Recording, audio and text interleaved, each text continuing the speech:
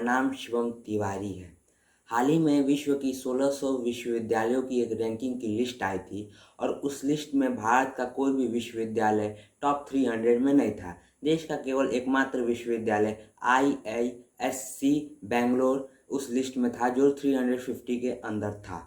तो इस लिस्ट के आने के बाद से आपके जहन में एक सवाल उठना चाहिए, ये कि आखिर आज़ादी के 75 बरस बाद भी आखिर हमारे देश का कोई भी विश्वविद्यालय अगर टॉप 10 में भी नहीं आ पा रहा है तो हम इन बीते 75 वर्षों में क्या कर रहे थे।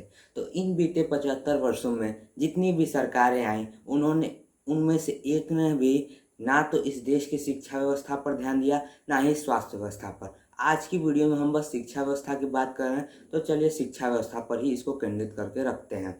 दोस्तों, इस देश में जितने भी विश्वविद्यालय पीछे हुए हैं वो सब के सब इन 7 से 6 कारण हुए हैं जिनका आज हम जिक्र करने वाले हैं। तो चलिए शुरू करते हैं सबसे पहले कारण, यानी कि सुविधा ना होने से। दोस्तों, आप जब भी किसी विश्वविद्यालय में जाते हैं तो आप सोचते हैं कि वहाँ पर आपको कुछ बेहतर सुविधाएं मिले, जैसे कि बेहतरीन क्लासरूम, बेहतरीन लैब, बेहतरीन लाइब्रेरी, बेहतरीन लोकेशन और बेहतरीन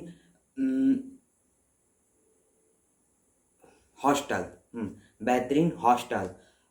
जब आप क्लासरूम में एंटर करते हैं वास्तविकता में तो आप पाते हैं कि वहाँ की जो दीवारें होती हैं वो काफ़ी जर्जर होती हैं, और उन जर्जर दीवारों के बाद से आप वहाँ पर ये भी पाते हैं कि वहाँ पर स्मार्ट बोर्ड की बजाय ब्लैक बोर्ड का इस्तेमाल होता है। तो ज़रा सोचिए, जो चीज़ें हम आज़ादी से पहले इस्तेमाल करते थे आज भी हम वही इस्तेमाल कर रहे हैं आज़ादी के 75 वर्ष बाद भी। तो समझ सकते हैं कि देश में कितना विकास हुआ है विश्वविद्यालयों का।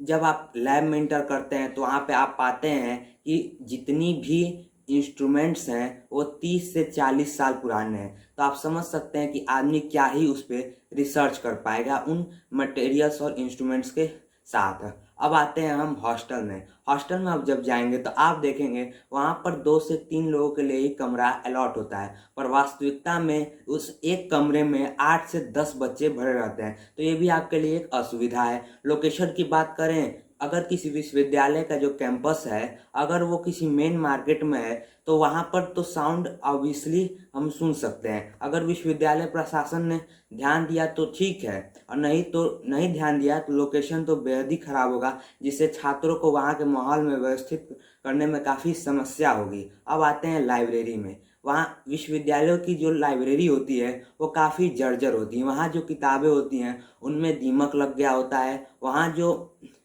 बेंचेस होते हैं वो काफ़ी पुराने होते हैं, और वहाँ पे चिड़ियाओं का आना जाना लगा रहता है, और उसे हम एक प्रकार से कह सकते हैं कि वो भी एक चिड़ियाघर है। अब आते हैं हम अपने दूसरे कारण, नेपोटिज्म से। नेपोटिज्म से मुझे लगता है आपको परिचय कराने की कोई ज़रूरत नहीं है, क्योंकि हमारे देश की मीडिया और बॉलीवुड ने इसके लिए इतना प्रचार प्रसार कर दिया नेपोटिज्म का कि मुझे लगता है कुछ बताने की आवश्यकता नहीं है। फिर भी छोटे शब्दों में कह सकते हैं वंशवाद। पर यहाँ पे वंशवाद भी होता है और सोर्सेस का भी इस्तेमाल होता है। वंशवाद इस प्रकार से, अगर कोई प्रोफेसर ड्यूटी कर रहा है और ड्यूटी अवस्था में अगर उसकी मौत हो जाती है तो उसका जो बेटा होगा, अगर उसके पास PhD की डिग्री होगी, बस डिग्री होगी, नॉलेज हो या ना हो उससे कोई मतलब नहीं है, बस अगर डिग्री हो तो उसको वो लोग प्रोफेसर बना देते हैं। तो आदमी क्या ही पढ़ाएगा। अब अगर कोई आदमी असिस्टेंट प्रोफेसर है, बढ़िया सोर्स है, या किसी छोटे विश्वविद्यालय में प्रोफेसर है और बढ़िया सोर्स यानी माल पानी, तो वो सोर्स लगा के बड़ी यूनिवर्सिटीज में आ जाता है। भले उसके पास नॉलेज ना हो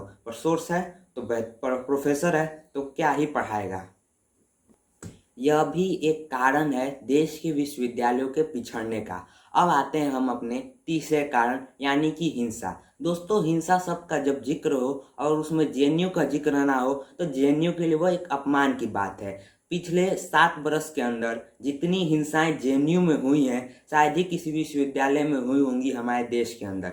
दोस्तों, हर विश्वविद्यालय में जब हिंसा होती है तो वो उस विश्वविद्यालय की प्रतिष्ठा और साख के खिलाफ होता है, और उसकी इज्जत पे एक धब्बा बन जाता है कि हाँ, ये विश्वविद्यालय काफ़ी बेकार है, यहाँ पे हिंसा होती है, और इन हिंसात्मक घटनाओं से उस विद्यालय की रैंकिंग अवश्य ही गिरती है और वो पूरे क्षेत्र में उस विश्वविद्यालय को बदनाम करा देती है। इसी हिंसा से एक नया कारण उभरता है, राजनीति, यानी कि हमारा चौथा कारण।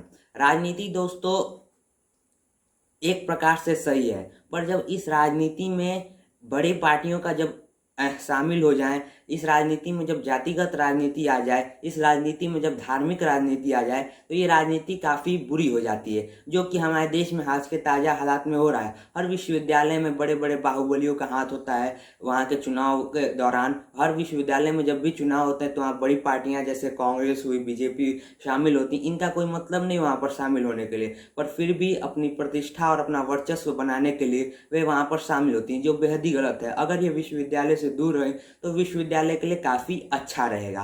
अब आते हैं अपने पांचवें कारण, यानी कि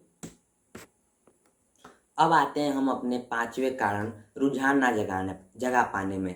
दोस्तों, किसी विश्वविद्यालय में अगर कोई प्रोफेसर जो है कि तो अगर नेपोटिज्म का प्रोडक्ट हुआ या कम नॉलेजेबल आदमी हुआ, तो उस बैच में जो जिस बैच को प्रोफेसर पढ़ा रहा था उस बैच के बच्चे जो हैं वो निश्चित रूप से नहीं पढ़ेंगे। तो वे विश्वविद्यालय के बजाय अगर कोचिंग का रुख करने लगे तो ये भी एक विश्वविद्यालय की प्रतिष्ठा पर हानि है और इससे भी विश्वविद्यालय की रैंकिंग गिरती है। तो ऐसे प्रोफेसर्स को निकालना चाहिए और विश्वविद्यालय प्रशासन को ध्यान देना चाहिए कि बच्चे कोचिंग के पास ना जाकर विश्वविद्यालय में ही रहकर पढ़ें, नहीं तो इससे विश्वविद्यालय की रैंकिंग गिरेगी। अब आते हैं अपने छठवें कारण, रिक्त पद पे। दोस्तों, किसी भी विश्वविद्यालय में रिक्त पद एक बेहद ही महत्वपूर्ण कारण होता है उस विद्यालय की रैंकिंग गिराने के लिए। दोस्तों, हमारे देश के जितने भी सेंट्रल यूनिवर्सिटीज़ हैं उसमें कुल मिला के 6000 पद खाली है प्रोफेसर्स का। तो आप सोच सकते हैं किस प्रकार से हमारे देश की जो सरकार है वो लोगों को भरती है प्रोफेसर के रूप में इन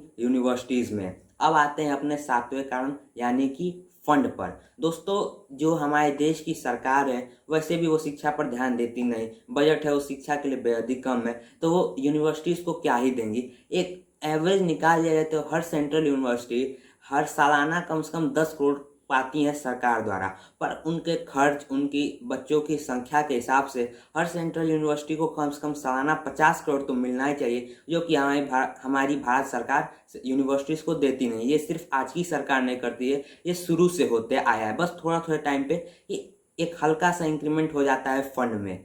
दोस्तों, अगर हमारे देश की सरकार इन 7 कारणों पर ध्यान दे देती है तो निश्चित रूप से एक ना एक दिन देखिएगा हमारा देश विश्व गुरु बनेगा।